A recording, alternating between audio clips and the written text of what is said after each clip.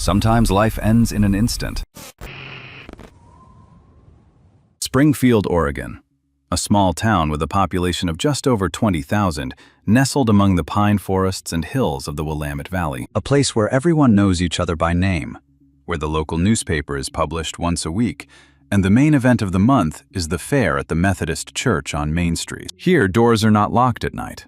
Children ride their bikes until dark, and the only serious crime in the last 5 years has been the theft of garden gnomes from someone's yard. Kate Morrison was the embodiment of everything that made Springfield special. 26 years old, blonde hair tied back in a ponytail, a smile that made even a first grader with a D in math feel important. She had been teaching at Lincoln Elementary School for the 3rd year in a row, and parents literally begged the administration to transfer their children to her class. After school, she ran an art club for children from low-income families, free of charge, on her own initiative. Kate lived in a small rented house on Oak Avenue, 3 blocks from the school. Every morning, at exactly 6:30, she went for a run. Her route had been the same for a year and a half. Along Highway 48 toward Lake Delaney, then along a dirt road around the lake and back. 11 kilometers in an hour and 15 minutes. She told her friends that her morning run helped her gather her thoughts before a day filled with children's voices and checking notebooks. She had a fiancé, Ryan Collins, an engineer at a local agricultural equipment company. They were planning their wedding for August. Kate had already bought her dress, a simple cream-colored gown that hung in her closet, wrapped in a protective cover. Samples of invitation cards were attached to the refrigerator with magnets, and a guest list, written in her neat teacher's handwriting, lay on the kitchen table.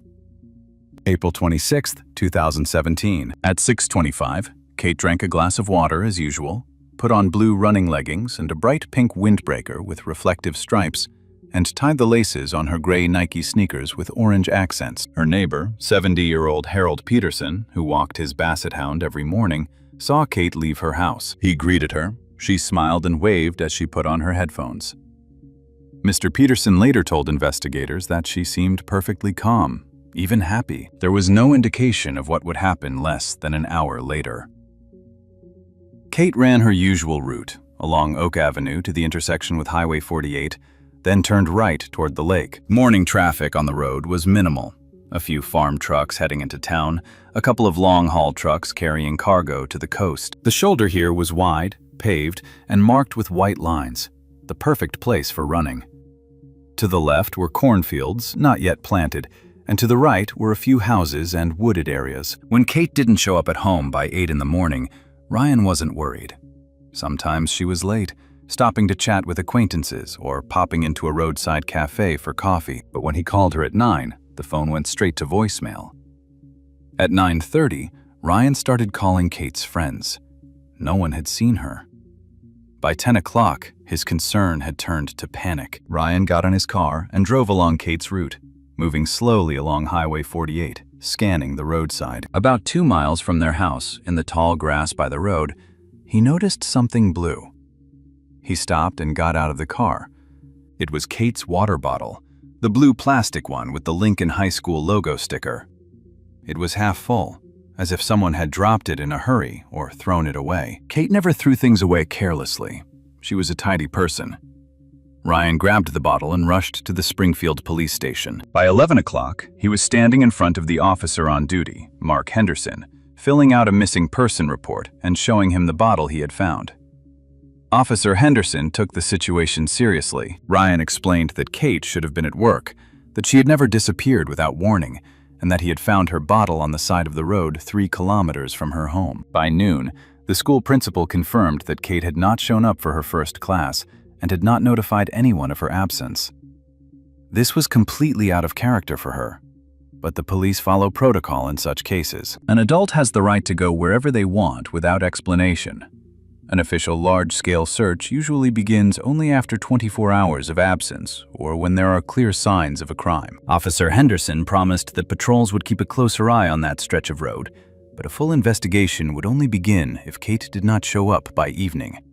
Ryan couldn't wait. By noon, he had gathered a group of friends, Kate's colleagues from school and neighbors, about 20 people in all.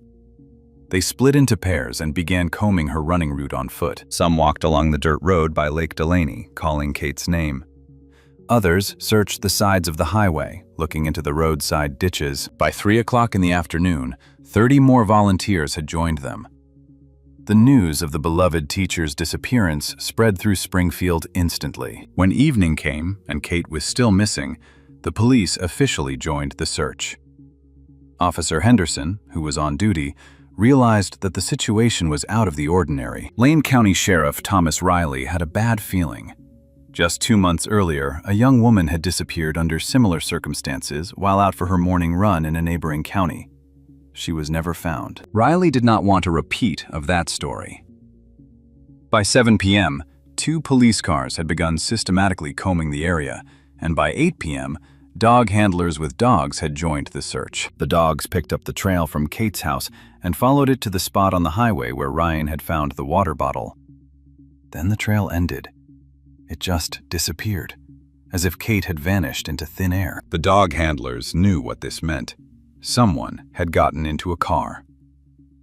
That evening, Sheriff Riley held a press conference. He stood on the steps of the police station, his face tense, and in the light of the evening street lamps, you could see him clenching and unclenching his fists. The sheriff reported that 26-year-old Kate Morrison had disappeared under unexplained circumstances. He described her appearance and clothing and asked anyone who had seen anything suspicious on Highway 48 between 6:30 and 8 a.m. to contact the police immediately. He did not say that he feared the worst, but everyone present understood it from his voice. Almost no one slept that night in Springfield. Mothers hugged their daughters, husbands checked the locks on their doors. Kate's parents, Jennifer and Robert Morrison, flew in from Seattle on the last flight and sat in their daughter's living room until morning, holding hands and staring silently out the window, as if expecting Kate to open the door and walk in, apologizing for making everyone worry. On the morning of April 27th, the search resumed with renewed vigor. Search and rescue teams from neighboring counties and a Coast Guard helicopter joined the volunteers. More than 100 people combed every inch of the highway and around the lake, but the day passed without result. By the evening of the second day, the police had their first important lead. A truck driver named Darren McClure called the hotline and reported that on the morning of April 26th, at around 6:45 a.m., he was driving on Highway 48 toward the coast and saw a woman in a pink jacket running. He remembered her because he thought it was unusual for people to start exercising so early. But McClure said something else. He mentioned that his truck had a dashcam that stored recordings from the last 7 days. The detectives met with McClure the next morning at his home in Eugene, 40 kilometers from Springfield. Darren, a stocky man in his 50s with a thick, graying beard, handed them the memory card from the recorder. He said the camera was pointed forward and recorded everything that happened on the road. The detectives returned to the station and immediately began reviewing the recording. What they saw changed the entire investigation. In the recording, at 6:47 a.m. on April 26th, you can clearly see a woman in a pink windbreaker and blue leggings running along the side of Highway 48. Her long, blonde ponytail swings in time with her steps. It is definitely Kate Morrison. She runs smoothly and confidently, occasionally wiping her forehead with the back of her hand. Then a white car appears in the frame, a sedan, possibly a Toyota Camry or Honda Accord. The car is driving slowly, clearly below the speed limit, and gradually approaching Kate. McClure's truck is about 100 meters behind. The white car slows down, pulls up alongside the woman, and begins to drive parallel to her at her running speed. Kate clearly notices the car and turns around for a moment, but continues running. The car follows her for a few more seconds, then pulls ahead slightly and stops on the side of the road about 15 meters in front of her. Kate slows down and starts walking. She takes off her headphones. The driver's side window rolls down. And this is where the most important part begins. Stop for a second and think about this moment. Kate approaches the car, keeping a safe distance of about a meter from the door. She is clearly listening to what the driver is saying. It is impossible to make out the face of the person behind the wheel. It is too dark inside the cabin, and the truck's camera is too far away. Kate shakes her head. The gesture seems negative. She takes a step back, preparing to continue running. But the driver opens the door and gets out of the car. The man is tall and well-built, wearing a dark hoodie. He is holding something in his hands, possibly a phone or tablet. He takes a few steps toward Kate, holding out his hand with the object, as if showing her something on the screen. Perhaps a map. Perhaps he is pretending that he needs help with navigation. Kate hesitates. This is evident from her body language. She shifts from foot to foot and crosses her arms over her chest. A defensive posture. Every cell in her body is screaming that something is wrong. But her upbringing, politeness, and desire to help prevent her from simply turning around and running away. She was taught to be kind and responsive. Good girl syndrome. She moves closer, leaning in to see what the man is showing on the screen. And then everything happens with terrifying speed. The man grabs Kate's arm sharply, his other arm wrapping around her waist.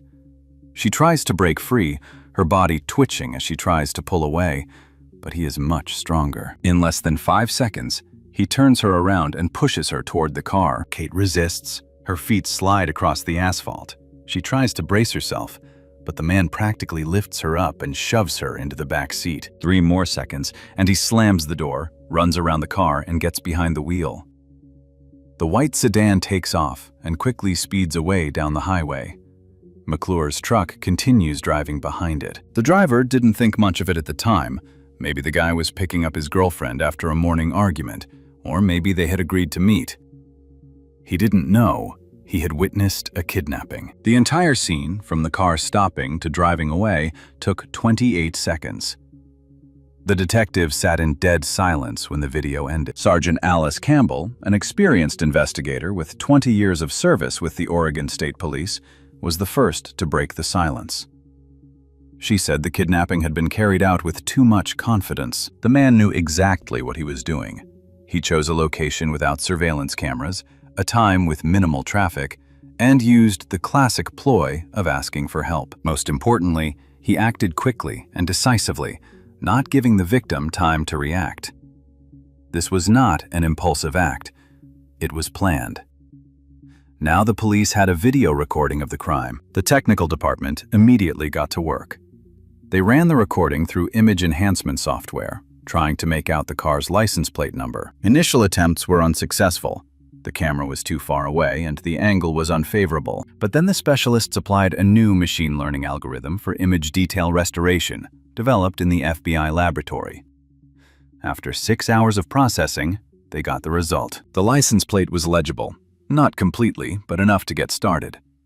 They managed to make out 4 of the 7 characters, the letters B, K, and T, and the numbers 3 and 8. This was enough to seriously narrow down the search. The Oregon Department of Motor Vehicles database contained 137 white sedans with license plates matching the partially known combination, registered within an 80-kilometer radius of Springfield. While the technicians were working on the video, on the morning of April 28th, a farmer named Jacob Weiss, who owned a wooded plot of land 15 kilometers northwest of Springfield, went to check the fence around his property. It was routine work. In the spring, deer often break through the wire fence in an attempt to get to the young shoots. Weiss was walking along a narrow path between tall pine trees when he noticed something bright among the tree trunks. It was a pink spot, standing out unnaturally against the dark pine needles and brown leaves from the previous year. He moved closer and stopped, feeling his insides tighten. Among the trees, about 30 meters from the road, lay the body of a woman in a pink windbreaker. Weiss immediately called the police, without even approaching the body. Within 20 minutes, the forest was cordoned off. Detectives, a medical examiner, forensic experts, and photographers arrived. Sheriff Riley personally arrived at the scene. He stood at the edge of the cordon, looking at the pink spot among the trees, and felt the weight of the case pressing on his shoulders. The body belonged to Kate Morrison. Identification was made by clothing, jewelry, and distinctive features. She was lying on her back, arms outstretched, head turned to the left. Medical examiner Dr. Eleanor Gray conducted a preliminary examination right there on the spot. Signs of violent death were evident. Multiple abrasions and bruises on the neck, indicating strangulation. The face was pale, with a bluish tint. There were petechial hemorrhages in the eyes. Death was caused by asphyxia, presumably as a result of manual strangulation. There were other injuries on the body. Abrasions on the wrists, scratches on the arms and legs, indicating that Kate had resisted. Her clothes were partially damaged, her windbreaker torn in the shoulder area. However, there were no signs of sexual assault, at least during the initial examination. This was to be confirmed or refuted during the autopsy. Forensic experts carefully examined the site where the body was found. The ground around it was trampled, and there were signs of a struggle: flattened grass, broken branches, scratches on tree trunks. Several red Marlboro cigarette butts were found about 10 meters from the body, but it is unclear whether they are related to the crime or simply litter left behind by local teenagers. Several blue fibers were also found on the bark of a tree at the chest level of an adult male, possibly from the killer's clothing. But the most important evidence turned out to be the biological traces under Kate's fingernails. When the medical examiner carefully took scrapings, she saw particles of skin and blood there. Kate had scratched her killer, trying to defend herself, and this desperate struggle left a mark that could be the key to his capture. The samples were immediately sent to the crime lab for DNA analysis. Kate Morrison had been dead for about 2 days. Judging by the degree of rigor mortis and body temperature, death occurred approximately 2 to 3 hours after the abduction, that is, sometime between 9 and 10 o'clock in the morning on April 26th. This meant that the killer had kept her alive for some time after the abduction before strangling her. The body was taken to the morgue for a full autopsy. Dr. Gray worked methodically, recording every detail, every injury, every clue. She confirmed the cause of death as asphyxiation by strangulation. The hyoid bone was broken, indicating that significant force had been applied to the neck. Small bruises were found on the inner thighs, but further examination revealed no signs of sexual assault. Analysis of the stomach contents showed that the last meal was consumed approximately 10 to 12 hours before death, which corresponded to the previous evening's dinner. While the medical examiner performed the autopsy, detectives worked on a list of owners of white sedans. 137 people is a lot, but it's manageable. Each one had to be checked to find out where they were on the morning of April 26th and whether they had an alibi. The first checks yielded results. Of the 137 owners, 17 had criminal records, 5 had convictions for violent crimes, and one of them caught the investigators' attention. His name was David Bradley. He was 45 years old, and he lived in a place called Pleasant Hill, just 5 kilometers from the section of Highway 48 where Kate was kidnapped. David Bradley had a criminal record for a sexual offense.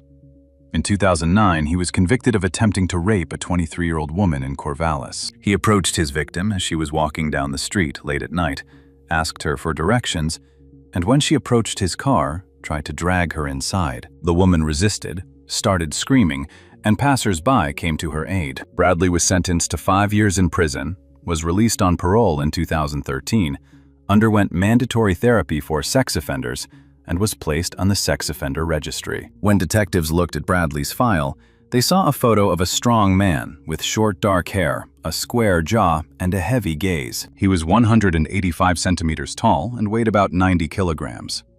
His physique matched the silhouette of the man in the video. And what was especially important was that a white 2014 Honda Accord registered in his name was on file.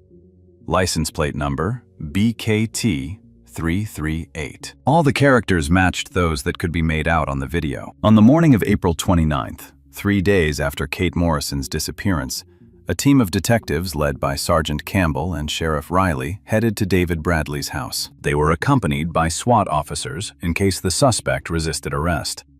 They had a search warrant and an arrest warrant on suspicion of kidnapping and murder. Bradley's house was a small ranch in the outskirts of Pleasant Hill, surrounded by a high fence.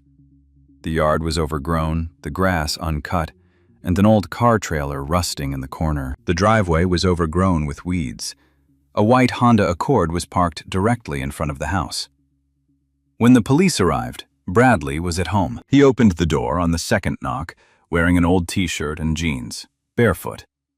His face showed no surprise, but rather weary indifference. He knew why they had come. When Sergeant Campbell read him his rights, Bradley nodded silently and held out his hands for the handcuffs. The search of the house began immediately. Forensic technicians in white protective suits methodically combed through every room, every corner. In the bedroom, on the floor by the bed, They found a pair of women's gray Nike sneakers with orange accents, the same ones Kate had worn for her run. The soles still had traces of dirt from the forest trail. In the bedside table drawer was a cheap gold ring with a small topaz. When the detectives showed Ryan a photo of the ring, his face turned pale.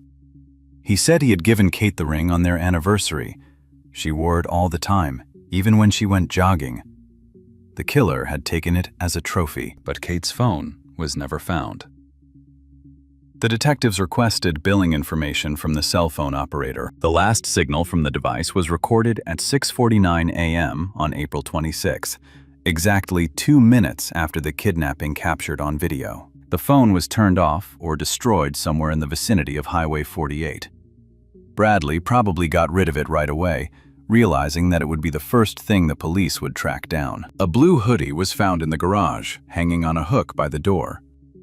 Upon closer inspection, several light-colored hairs were found stuck in the zipper. A preliminary visual analysis showed that they were very similar to Kate's hair. Same shade, same texture. The sweatshirt was seized as evidence. Also in the garage was a map of Lane County, spread out on a workbench.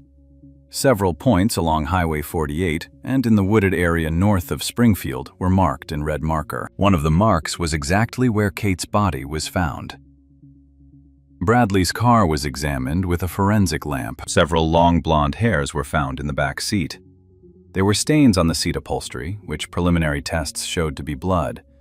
The stains were small but sufficient for analysis. A piece of pink fabric was found in the trunk, caught on the spare tire mounting bolt, a fragment clearly torn from Kate's windbreaker. David Bradley was taken to the police station for questioning. He was placed in an interrogation room, a small room with a mirrored wall, a table, and 2 chairs.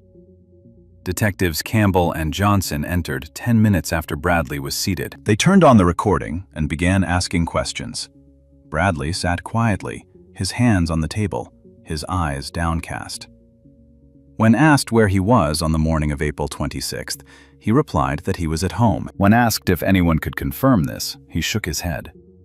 He lives alone, divorced 4 years ago, no children. When shown a still frame from the video showing a white sedan next to a woman running, he studied the image for a few seconds, then said it looked like his car, but he couldn't remember if he had driven anywhere that morning. Detective Campbell placed photos of the sneakers and ring found in his home in front of him.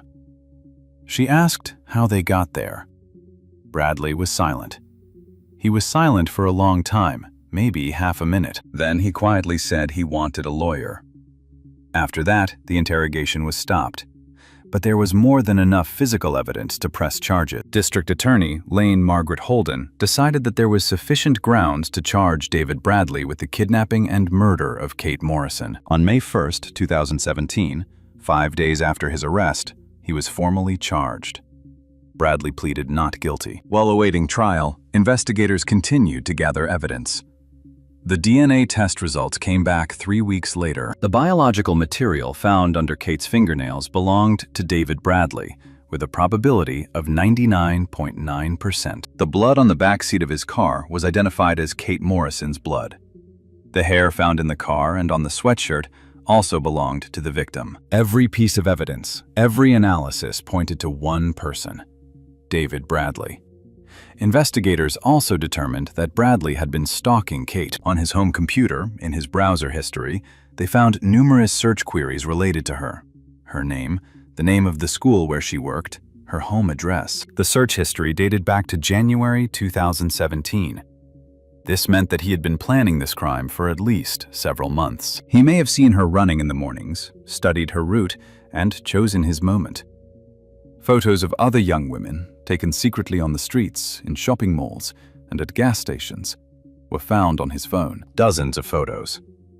The police contacted some of these women and showed them the pictures. Several women reported that in recent months, they had noticed a white sedan that seemed to be following them. One of them, a 29-year-old nurse from Eugene, said that in March, a man in a white car pulled up to her in a parking lot and asked for directions. But when she started to explain, he tried to grab her arm. She managed to break free and run away, but she was very frightened and even filed a report with the police. At that time, they were unable to catch him. Now, however, after seeing Bradley's photo, she confidently identified him as the man. David Bradley's trial began in October 2019. The trial lasted 3 weeks. The 2.5 years of waiting for justice were agonizing for Kate's family. Ryan admitted to his friends that he woke up every day thinking that his fiancée's killer was still breathing the same air. Kate's parents aged 10 years during that time. The prosecution presented the jury with overwhelming evidence: a video recording of the kidnapping, physical evidence from the defendant's home and car, DNA test results, and witness testimony. The defense attorney attempted to challenge certain details, arguing that the video was unclear and that it was impossible to accurately identify his client, that Kate's belongings could have been planted by someone else, and that the DNA evidence could have been compromised. But these arguments sounded weak and unconvincing. The most difficult moment of the trial was the testimony of Kate's parents. Jennifer Morrison sat in the witness chair, clutching a handkerchief, and talked about her daughter, what she was like, what she dreamed of, how she loved children, how she was preparing for her wedding. Her voice trembled, tears rolled down her cheeks, but she continued to speak. She said that Kate was their only child, their joy, their hope. Now that joy was taken away forever. Robert Morrison spoke more quietly, but his words were no less poignant. He described how he wakes up every morning and forgets for a moment what happened, and then reality hits him again. He said he could not forgive the man who took their daughter away, who robbed her of her future, her wedding, her children, whom she so wanted to have. The jury deliberated for 4 hours. When they returned to the courtroom, the foreman stood up and announced the verdict: guilty on all counts: kidnapping, first-degree murder with aggravating circumstances. A tense silence hung over the courtroom. David Bradley sat motionless, staring at the table in front of him. Kate's parents embraced, crying quietly. When sentencing, Judge Roberta Harris gave a long speech. She spoke of the cruelty and cold-bloodedness of the crime, of how Bradley had not simply killed a young woman, but had carefully planned it, stalked her, and used her kindness and good manners against her. She said that society must be protected from such people. The sentence is life imprisonment without the possibility of parole. Additionally, he received 30 years for kidnapping. Bradley will spend the rest of his life in an Oregon state prison. After the trial, Kate Morrison's family established a charitable foundation in her name. The foundation runs personal safety education programs for young women, funds the installation of surveillance cameras in areas where people often engage in sports, and supports programs to help families of victims of violent crimes. The foundation's first project was to install 30 cameras along popular running routes in Lane County. At the opening ceremony, Jennifer Morrison said that if these cameras save even one life, Kate's death will have meaning. Ryan Collins never got married. Friends said that he struggled to come to terms with his loss for a long time, went to therapy, and tried to return to normal life. A year after the trial, he moved away from Springfield, unable to bear the fact that every corner of the city reminded him of Kate. Only his close friends know where he went. They say he still keeps her photo in his wallet. Lincoln Elementary School has installed a memorial plaque in honor of Kate Morrison in the lobby of the main building. It is engraved with her photo and the words, "A teacher who taught us not only to read and write, but also to be kind." Every year on the anniversary of her death, the students she taught come there with flowers. Some of them have already graduated from school, but they continue to remember her. This case became one of those that changed the approach to security in small towns. After the murder of Kate Morrison, many communities in Oregon and other states began to take a more serious approach to installing surveillance cameras, tracking registered sex offenders, and offering programs to teach women self-defense and how to recognize dangerous situations. Criminologists and security experts use this case as a teaching example of the importance of video recording. If it weren't for Darren McClure's Dashcam, the case could have dragged on for months or years. Without the recording showing the abduction and part of the license plate number, the investigation would have been in the dark, checking hundreds of suspects, possibly never finding Bradley. That recording was the key that unlocked the case and led to the killer's swift arrest and conviction. But the video also showed something else: how quickly tragedy can strike. 28 seconds. Less than half a minute between the moment when Kate was alive, free, running her usual route, and the moment when she was in the hands of the killer. Safety experts emphasize the importance of trusting your instincts. Kate hesitated when she saw that she didn't like the situation, but her good manners compelled her to approach when the man asked for help. In an ideal world, such politeness should not be dangerous, but we do not live in an ideal world. Sometimes rudeness can save a life. Sometimes refusing a stranger, turning around, and walking away is not rudeness, but survival. What would you have done in Kate's place? Could you just ignore the person and run away? Or would politeness prevail? It's a terrible choice that sometimes has to be made in a matter of seconds.